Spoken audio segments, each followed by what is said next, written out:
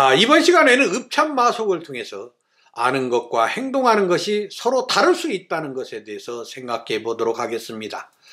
우리는 대개 장관을 뽑을 때 유명 대학 교수를 뽑는 경우가 종종 있습니다. 그 분야의 전문가이니 그 분야를 해결하는 데 그만한 사람이 없을 것이라고 생각하기 때문입니다. 허나 대학 교수들이 장관이 되었을 때 성공 가능성보다는 실패할 가능성이 훨씬 많았다고 생각합니다. 지식은 비록 많을지라도 세상 물정을 잘 모르기 때문입니다. 아무리 아는 것이 많아도 현실을 제대로 이해하지 못하고 그 지식을 제대로 활용하지 못한다면 그것이 무슨 소용이 있겠습니까? 마속은 공명이 아끼는 제자였지만 유비는 마속이 말이 앞서는 사람이기 때문에 공명에게 마속을 중용하지 말라고 하였습니다. 허나 공명은 남만을 정복할 때도 마음으로 감화시켜야 진정 남만을 정복할 수 있다고 건의한 사람도 마속이었고, 사마이를 쫓겨나게 한 것도 마속이어서 그만 유비의 유언을 깜빡 잃어버리고 마속을 중용하고 말았습니다. 그 결과는 어떻게 되었을까요? 공명은 자룡을 앞세워 공명에 맞선 하오무를 쫓으며 앞으로 나아갔습니다. 그 사이 뛰어난 장수 강유까지 얻었습니다. 공명은 무엇보다도 강유를 얻은 것을 매우 기쁘게 생각하였습니다. 진정한 장수란 힘으로 단순히 싸움을 잘하는 것이 아니라 모름지기 군사들을 이끌 지모가 있어야 하는데 강유가 바로 그런 장수였기 때문입니다. 강유를 얻은 공명은 천군만마를 얻은 셈이었습니다. 공명은 명성과 위용을 떨치며 앞으로 나아갔고 위나라 태수들은 두려움을 느끼고 공명에게 항복하기 시작했습니다. 대도독 조진까지 공명에게 패하자 조예는 결국 사마이를 불러들여 공명에 맞서게 하였습니다. 그러자 그 소식은 공명에게 곧 전해졌습니다. 공명은 그 소식을 듣고 크게 낙담하였습니다. 특히 관우를 배신한 죄로 위나라에 투항했던 맹달이 공명에게 다시 투항하여 같이 장안을 점령하려고 했으나 사마이가 그것을 재빨리 눈치채고 맹달을 먼저 쳐 그런 계획이 숲으로 돌아가자 더욱 공명은 놀라고 말았습니다. 그런 사이 사마이는 공명이 있는 곳으로 향하였습니다.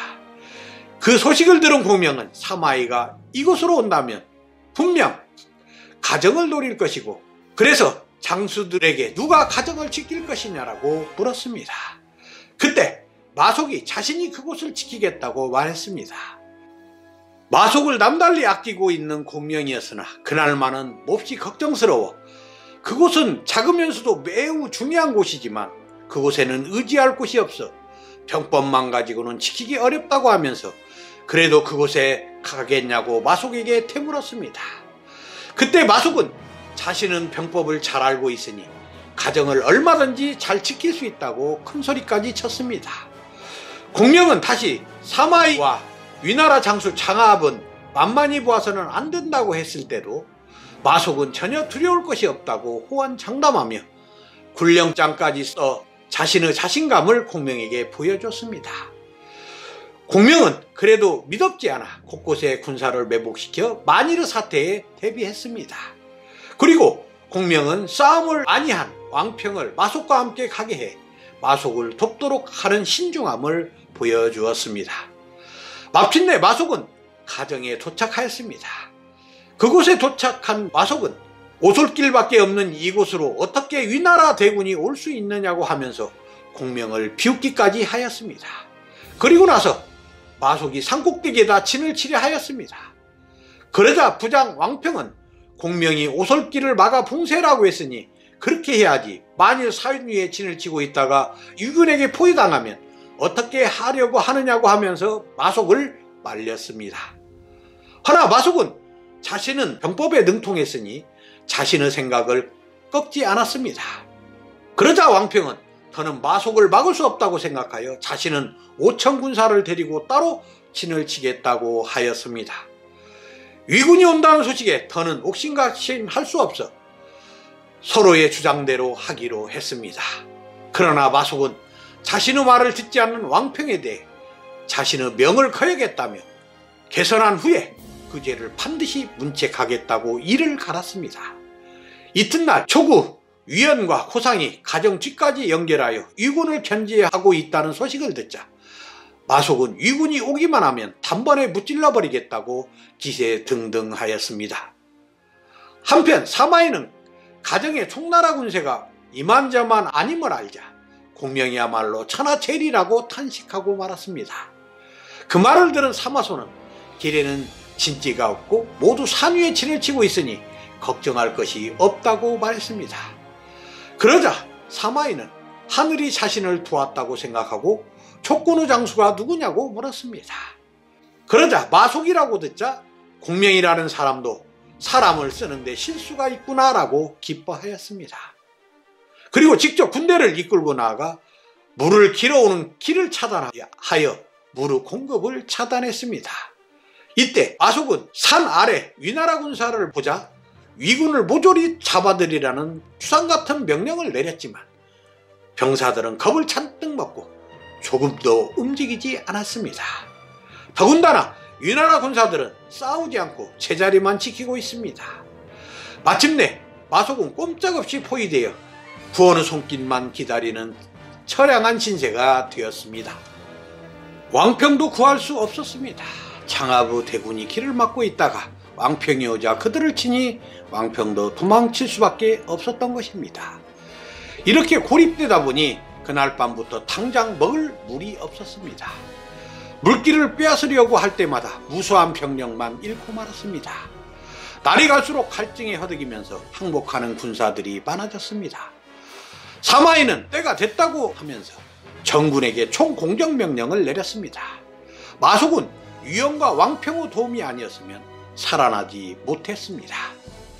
그 무렵 공명은 가정에서 본 지도를 보고 마속이 어리석어 우리 군사 모두를 구렁텅이에 쳐넣었다고 탄식하였습니다.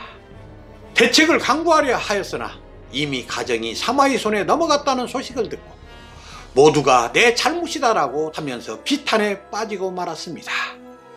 이때 사마이가 15만 대군을 이끌고 온다는 급보가 왔습니다. 공명이 믿을 수 있는 장수는 거의가 각처로 나가 하나도 없었고 군사도 2,500명밖에 없었습니다. 공명은 성문을 활짝 열고 귀한 손님을 맞이할 준비를 하라고 알 수 없는 명령을 내렸습니다. 그리고 흰 학창회를 입고 성 위에 올라가 검은고를 타기 시작했습니다. 곧 위나라군이 닥쳐왔고 뜻밖의 공명의 의연한 모습에 놀라 성 안으로 들어가지 못하고 망설였습니다. 그리고 그것을 사마이에게 보고했습니다. 사마이도 처음에는 믿지 않았으나 직접 그 모습을 보고 공명이 속임수를 쓴다고 생각하여 성 안으로 들어갈 엄두가 나지 않아 후퇴하라고 명령을 내렸습니다. 위나라군이 모두 물러가자 관원들이 어리둥절해 했습니다. 그러자 공명은 사마이가 내 자신이 매우 조심성이 많은 사람이므로 함부로 위험한 짓을 하지 못할 것이라고 생각하여 역으로 속임수를 썼다고 하였습니다. 그리고 사마이는 분명 장포와 관웅이 있는 샛길로 갔으니 또 한 번 속을 것이라고 했습니다. 결국 공명의 예언대로 사마이는 관웅과 장포의 공격을 받고 도망가기에 바빴습니다. 사마이가 다시 군사를 내어 총나라군을 쫓으려 했으나 이미 총나라군은 한중으로 돌아가고 난 뒤였습니다. 그제서야 사마이는 속은 것을 알고 나는 아무래도 공명을 능가할 수 없구나 라고 하늘을 우러러 보며 탄식하였습니다. 그때 공명은 한중에 있으면서 패전의 쓰라림을 처음 맛보며 군사를 수습하기에 바빴습니다. 그리고 아직 해결하지 못한 괴로운 일이 하나 있었는데 마속의 처벌 문제였습니다. 생각 끝에 공명은 그를 처벌하기로 결심하였습니다. 공명은 먼저 왕평을 불러 전후 사정을 물어보았습니다. 그리고 마속을 불러 왜 그런 실수를 했냐고 꾸짖었습니다. 그러자 마속은 그때라면 어떤 장수라도 위유 대군을 막기가 어려웠을 것이라고 변명하였습니다. 그 변명에 공명은 자리에서 일어나 너는 나를 원망하지 말라. 내 가족은 내가 책임지겠다라고 하면서 마속을 참수하라고 명령하였습니다. 얼마 후 무사가 공명에게 마속의 머리를 바쳤습니다. 그것을 본 공명은 큰 소리로 울면서 말했습니다.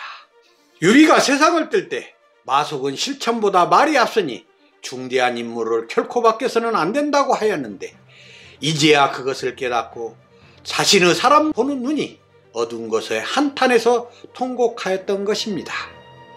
공명의 말을 들은 장수들은 모두 울었습니다. 그때 마속의 나이 39세였습니다. 이처럼 마속은 말과 이론을 앞세우다가 공명의 모든 노력을 물거품으로 만들고 자신의 운명을 재촉하였습니다. 우리는 마속을 통해 아는 것과 행동하는 것이 완전히 다르다는 것을 알 수 있습니다. 아는 것이 많아도 그것을 현실에 맞게 적용할 수 없을 수 있다는 것입니다. 알면 해간다는 소크라테스의 말은 결코 옳지 않다고 생각합니다. 그것을 써먹기 위해서는 현실을 파악하는 현실 감각과 경험이 있어야 된다고 생각합니다. 그런데 사람들은 지혜와 지식을 쌓기 위해서 책에만 의존하는 버릇이 있습니다. 흔히 말하는 백면선생이란 현실을 모르고 책에만 매달린 사람을 말합니다. 이런 사람들은 아카데미에 처박혀 세상 물정도 잘 모르고 현실과 맞지 않는 공허한 관념의 동굴에 사로잡혀 있는 사람들입니다. 유명한 대학 교수가 제대로 장관직을 수행하지 못하는 것이나 인류 대학 출신이 기업에서 제대로 실력을 발휘하지 못하는 것도 그 지식을 활용할 수 있는 실전 경험이 부족해서입니다. 그래서 이모담은 단순히 서적을 읽어 알기만 하는 학문으로는 다른 사람의 스승이 될 수 없다고 했습니다. 책도 책이지만 관념을 뒷받침해 줄 만한 숱한 경험과 나름대로의 사색을 통해 사물이나 세상을 바르게 판단할 줄 아는 사람이 진정으로 지혜로운 사람인 것입니다. 이론이 밝거나 현실에 응용할 수 없다면 그 지식은 결코 살아있는 지식이 아닙니다. 그래서 한비자도 참다운 지혜를 얻고자 한다면 허망한 논리나 이론보다 실제에 밝아야 한다고 했습니다. 여러분도 진정 살아있는 지식이나 지혜를 얻고자 한다면 책도 책이지만 경험을 통해 삶의 자료를 축적하고 사색을 통해 그것을 정리하는 습관을 길러야 한다고 생각합니다. 감사합니다.